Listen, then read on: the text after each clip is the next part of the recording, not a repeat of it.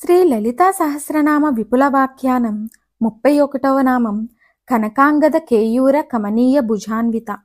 అగంధము కేయూరము అను బంగారపు కమనీయపు భుజములచే ప్రకాశించుచున్న దేవి అని భావము.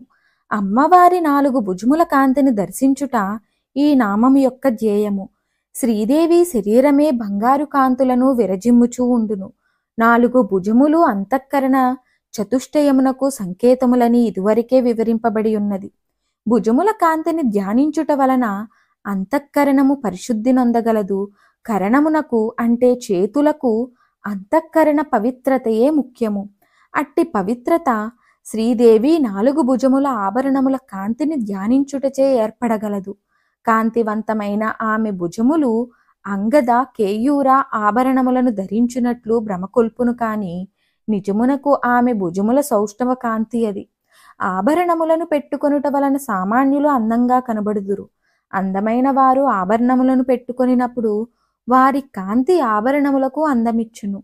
అమ్మ ధరించిన ఆభరణముల నుండి విరజిమ్మబడుచున్న కాంతి అమ్మ భుజముల నుండి జనించినదే కాని బంగారం నుండి కాదు. బంగారమే అమ్మ శరీరం నుండి పుట్టినది కదా. కావున 4 భుజములు హిరణ్మయముగా భావన చేయుచు అందలి కమనీయత్వము గ్రోలుటలో మనస్సు హరింపబడవలెను.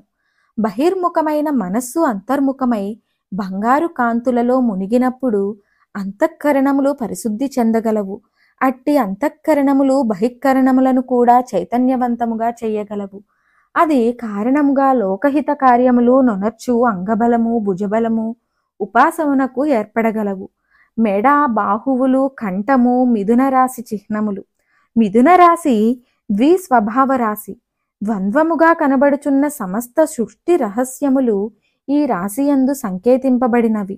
ముందు తెలుపబడిన నామాలలో గల మెడ మంగళసూత్రములు ఈ నామమున అంగద కేయూరములు తెలుపబడటలో ద్వంద్వము కలిగి అధిష్ఠించబడిన సమన్వయము కలిగిన దేవిగా అమ్మను అవగాహన చేసుకొనవలెను.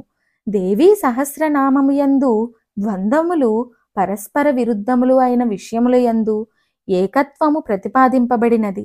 ఏకత్వమునందు ద్వంద్వములను దర్శించుట మొదలగును. మరిన్ని ఆధ్యాత్మిక విషయాల కోసం మా ఛానల్ను సబ్స్క్రైబ్ చేయండి.